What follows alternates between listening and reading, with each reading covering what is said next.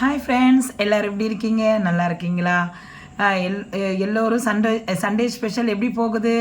எல்லோரும் லஞ்ச் முடிச்சிட்டிங்களா? இப்போ செம்ம சூப்பராக நாம் ஒரு டிஷ்ஷு ஒன்று பார்க்கலாங்களா? இது கன்னியாகுமரி ஸ்பெஷல் ஃப்ரெண்ட்ஸு. என்ன செய்ய போகிறோம் தெரியுங்களா? உங்களுக்கே ஒரு ட்ரீட் மாதிரி வைக்க போகிறோம் பாருங்கள். என்ன தெரியுங்களா? அதாவது ஃபிஷ் ஃபிங்கர்னு சொல்லிட்டு நான் இப்போ ஒரு புது டிஷ் ஒன்று செய்ய போகிறேன். அதாவது ஃபுல்லாக இதெல்லாம் 5 ஸ்டார் ஹோட்டலு, அந்த மாதிரி ஹோட்டல், பெரிய பெரிய ஹோட்டல்ஸ் எல்லாம் ரொம்ப விசேஷம். இன்னொன்று இது கன்னியாகுமரி மாவட்டத்தில் ரொம்ப அருமையாக எல்லாரும் இது எல்லார் வீட்லேயும் செய்வாங்க ஃப்ரெண்ட்ஸ். இது எப்படி செய்யலான்னு சொல்லிட்டு நம்ம இப்போ வீடியோக்குள்ளே போய் பார்க்கலாமா? அதுக்கு முதல்ல தேவையான பொருள் நம்ம பார்த்துக்கலாமா ஃப்ரெண்ட்ஸ்? இதில் நான் 1 கிலோ அயில மீன் எடுத்திருக்கேன். நீங்கள் எந்த மீனாக இருந்தாலும் பரவாயில்ல.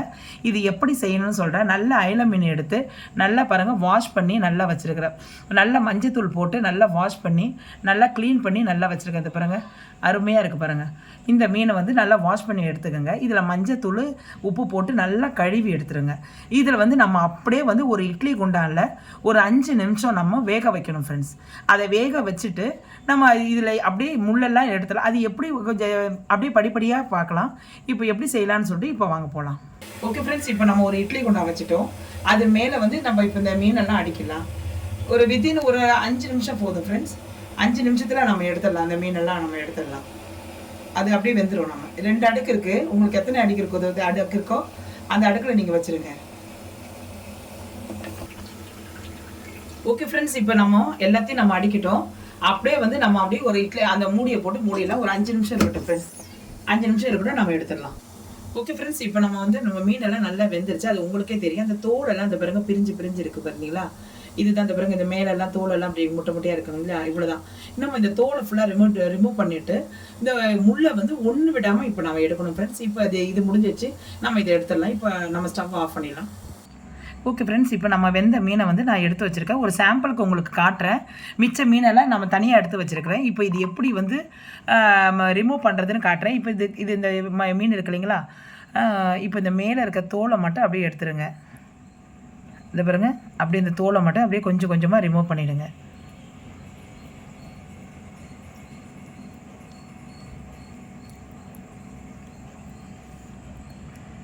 இந்த பாருங்க, அப்படியே எடுத்துகிட்டு இங்கேயும் அப்படியே கொஞ்சம் கையாலே இது பண்ணால் வந்துடும்.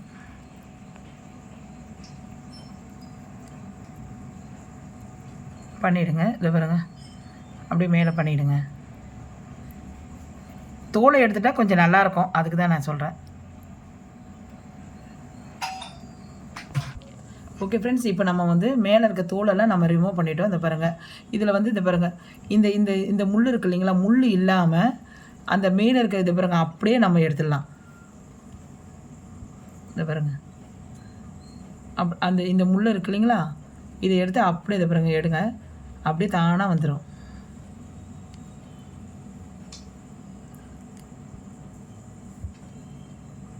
இந்த பாருங்கள், இந்த முள்ளை இப்படி எடுத்துகிட்டு இப்படி போட்டுருங்க. அவ்வளோதான். இந்த சைடில் இருக்கிறதெல்லாம் அப்படியே கொஞ்சம் கொஞ்சமாக ரிமூவ் பண்ணிவிடுங்க.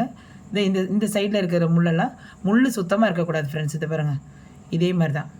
இதை பாருங்கள், இதே மாதிரி தான் எடுத்துடணும். இப்போ இன்னொன்று கூட நான் எடுத்து காட்டுறேன். இப்போ இந்த தோல் இருக்கு இல்லைங்களா? தோலை நம்ம எடுத்துருங்க. தோலை ரிமூவ் பண்ணிவிடுங்க. நம்ம இது நம்ம லைட்டாக நம்ம நெகத்தால் நம்ம எடுத்தாவே அந்த தோலெல்லாம் வந்துடும். உங்களுக்கு தோலோடு நான் போட்டால் கூட ஒன்றும் பிரச்சனை இல்லைனாலும் உங்கள் இஷ்டம். நான் தோலை ரிமூவ் பண்ணிட்டேன்னா கொஞ்சம் நல்லா இருக்கும்னு பார்க்குறேன். அதனால தான் இதே மாதிரி நம்ம எடுத்துருங்க. ஓகே ஃப்ரெண்ட்ஸ், இதை பாருங்கள். இப்போ இது 2வது அப்படியே முள்ளோடு எடுத்துருங்க. அப்படியே முள்ளோடு எடுத்துகிட்டு இப்போ இந்த சைடில் இருக்கு இல்லைங்களா? இதை அப்படியே எடுத்துருங்க. அவ்வளோதான். இதில் முள்ளே இல்லை. இதை பாருங்கள், இதில் முள்ளே இல்லை. அப்படியே எடுத்து தனியாக போட்டுருங்க. இதில் கொஞ்சம் இருக்கிறதெல்லாம் அப்படியே எடுத்துருங்க. இப்போ பாருங்கள், இப்போ இது வெறும் முள் இருக்குது.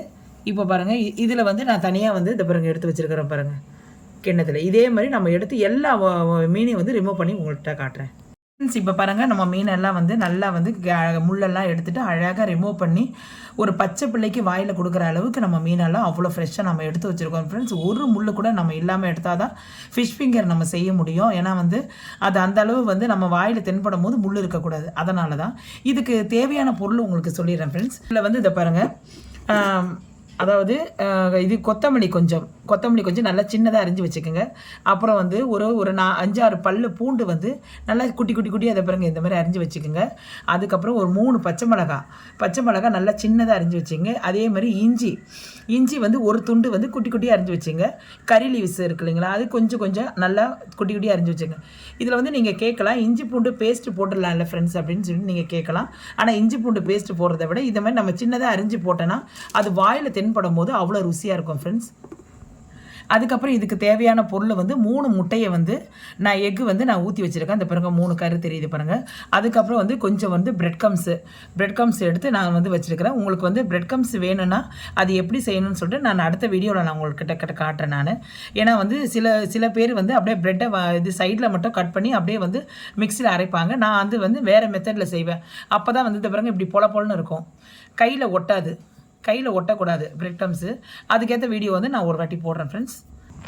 ஓகே ஃப்ரெண்ட்ஸ், இப்போ நம்ம இந்த மீனில் வந்து நம்ம சொன்ன ஐட்டம்ஸ் பச்சை மிளகா, பூண்டு, அப்புறம் வந்து கொத்தமல்லி, அதுக்கப்புறம் இஞ்சி, அதுக்கப்புறம் கறி லீவ்ஸ், இது எல்லாத்தையும் நம்ம போட்டுடலாம் ஃப்ரெண்ட்ஸ். இதில் இப்போ தேவையான அளவு உப்பு போட்டுக்கோங்க ஃப்ரெண்ட்ஸ். ஏன்னா நான் வந்து மீனில் உப்பு போட்டு வேக வைக்கல, அதனால தான் அதுக்கேற்ற மாதிரி நீங்கள் உப்பு போட்டுக்கோங்க, பார்த்துங்க. இது 1 டீஸ்பூன் வந்து கார்ன்ஃப்ளவர் மாவு போட்டுக்கோங்க ஃப்ரெண்ட்ஸ். அப்போ தான் நம்ம வந்து கையில் பிடிக்கும் போது ஒட்டணும். அதனால் 1 டீஸ்பூன் போட்டுக்கோங்க. தேவையான இன்னும் கொஞ்சம் கூட போட்டுக்கலாம் நம்ம. ஓகே ஃப்ரெண்ட்ஸ், இப்போ நம்ம எல்லாத்தையும் போட்டு நல்லா பிசைஞ்சிக்கலாம். நல்லா போட்டு நல்லா இது பண்ணிக்கணும் ஃப்ரெண்ட்ஸ். நம்ம கையாலேயே நல்லா அழுத்தி விட்டு நல்லா மாவை பிசைகிற மாதிரி நல்லா பிசைச்சிங்க.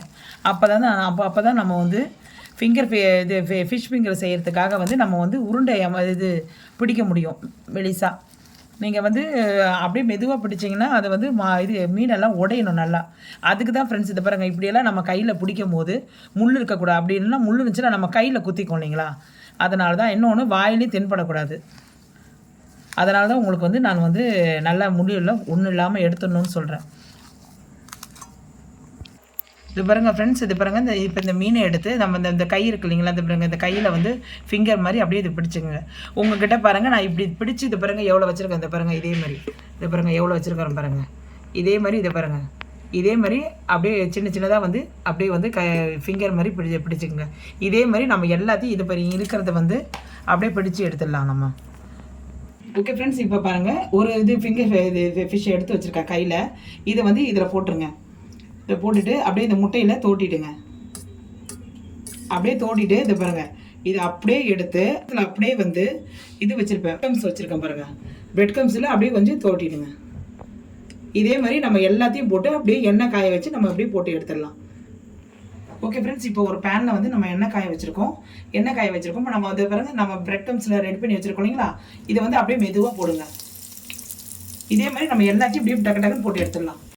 பாருங்கள், நம்ம எடுத்துட்டோம். இதே மாதிரி ஃபிஷ் ஃபிங்கரு இதே மாதிரி நல்லா முறிவிடுச்சு பாருங்கள். நல்லா உங்களுக்கு பார்க்கும் போதே தெரியுது. இது பாருங்கள் சுடுது, கொஞ்சம் பார்க்கும் போதே தெரியுது.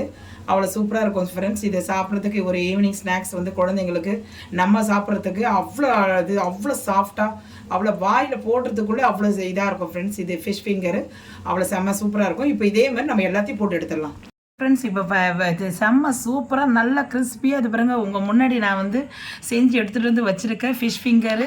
ஆனால் இது வந்து கன்னியாகுமரி மாவட்டத்து ஸ்பெஷல்னு உங்ககிட்ட நான் ஆல்ரெடி நான் சொல்லியிருக்கேன் ஃப்ரெண்ட்ஸ். அவ்வளோ செம்ம சூப்பராக இருக்கும். நீங்களும் ஒரு வாட்டி ட்ரை பண்ணுங்கள். ட்ரை பண்ணிவிட்டு எப்படி இருக்குது, எப்படி வந்தது, டேஸ்ட்டு ஸ்வைஸில் எப்படி இருக்குதுன்னு சொல்லிட்டு சொல்லுங்கள். அப்போ தான் வந்து எனக்கு தெரியும், ஓகேங்களா. ஏன்னா வந்து இது ஒரு புது டிஷ்ஷாக தான் நான் பண்ணியிருக்கிறேன். ஏன்னா வந்து இது வரைக்கும் எப்படி யார் பண்ணியிருக்காங்கன்னு எனக்கு தெரியாது. ஆனால் வந்து நான் இது ஒரு புது டிஷ்ஷாக தான் பண்ணியிருக்கேன். ஏன்னா வந்து கன்னியாகுமரியில் என்னுடைய தோழி இருக்கிறாப்புல, அதனால் அங்கே டிஷ்ஷு இந்த மாதிரி செய்கிறாங்கன்னு சொல்லிட்டு அவள் சொன்னாப்புல. அதனால் இது ஒரு வாட்டி செஞ்சு பார்க்கலாம் அப்படின்னு சொல்லிட்டு நான் செய்கிறேன் ஃப்ரெண்ட்ஸ். இது எப்படி வந்ததுன்னு சொல்லிட்டு என்னுடைய கமெண்ட் செக்ஷனில் போடுங்க. இது நல்லா இருக்குது, நல்லா இல்லை அப்படின்னு சொல்லிட்டு எதுவாக இருந்தாலும் ஓப்பனாக நீங்கள் வந்து கமெண்ட் செக்ஷனில் போடுங்க ஃப்ரெண்ட்ஸ். இது எப்படி உங்கள் முன்னாடி வந்து இது எப்படி இருக்குதுன்னு சொல்லிட்டு உங்கள் முன்னாடி நான் வந்து ஒன்று எடுத்து நான் ஓப்பன் பண்ணி காட்டுறேன். எப்படி இருக்குதுன்னு பார்க்கலாம் பாருங்கள். இதை பாருங்கள் எவ்வளோ நல்லா, இது பாருங்கள் முறு நல்லா எவ்வளோ கிறிஸ்பியாக இருக்குது பாருங்கள். அப்படியே நான் வீடியோ வந்து நான் ஃபோர்ஸில் தான் நான் காட்டுறேன். இந்த பாருங்கள் உங்களுக்கு தெரியுதுங்களா, இது பாருங்கள் நல்லா தெரியுதுங்களா. இதை வந்து நான் அப்படியே வந்து கொஞ்சம் எடுத்து காட்டுறேன். இந்த பாருங்கள் அப்படியே இது பாருங்கள் பிக்கிறதுக்குள்ளே அவ்வளோ செம்ம சூப்பராக, இங்கே பாருங்கள் அவ்வளோ செம்ம சூப்பராக இருக்குது ஃப்ரெண்ட்ஸ். இதை பாருங்கள் அருமையாக இருக்க. வாயில் போட்டோன்னா அப்படியே கையில் அப்படியே இது பாருங்க, அப்படியே கையில் அப்படியே முறுமுறுன்னு இருக்குது எனக்கு கையில். இதை பாருங்க, இது வந்து அப்படியே வந்து நம்ம வந்து சாஸ் வச்சுருக்கோம் ஃப்ரெண்ட்ஸ். சாஸை தொட்டனாலும் நீங்கள் சாப்பிடலாம், எதை தொட்டனாலும் நீங்கள் சாப்பிடலாம். இந்த பாருங்கள், சாஸை தொட்டு அப்படியே இது வாயில் வைக்கிறதுக்குள்ளே அவ்வளோ எனக்கு இது கையில் வைக்கும் போது எனக்கு நாக்கெல்லாம் ஊறுது ஃப்ரெண்ட்ஸ். அவ்வளோ நல்லா இருக்குது.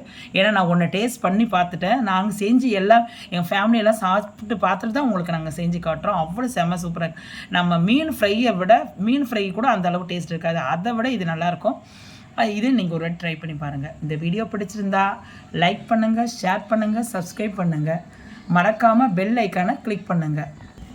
ஓகே ஃப்ரெண்ட்ஸ், இப்போ வந்து என்னுடைய வீடியோ வந்து ஃபுல் வீடியோ பாருங்கள் ஃப்ரெண்ட்ஸு, அப்போ தான் வந்து ஸ்கிப் பண்ணாதீங்க, ஓகேங்களா? அதுக்கப்புறம் புதுசாக பார்க்குற நண்பர்கள் யாராவது இருந்தால் சப்ஸ்கிரைப் பண்ணுங்கள், மறக்காமல் பெல் ஐக்கானை கிளிக் பண்ணுங்கள். அப்போ தான் நான் போடுற வீடியோவை அப்லோடு வந்து உங்களுக்கு நோட்டிஃபிகேஷனில் வரும் ஃப்ரெண்ட்ஸ்.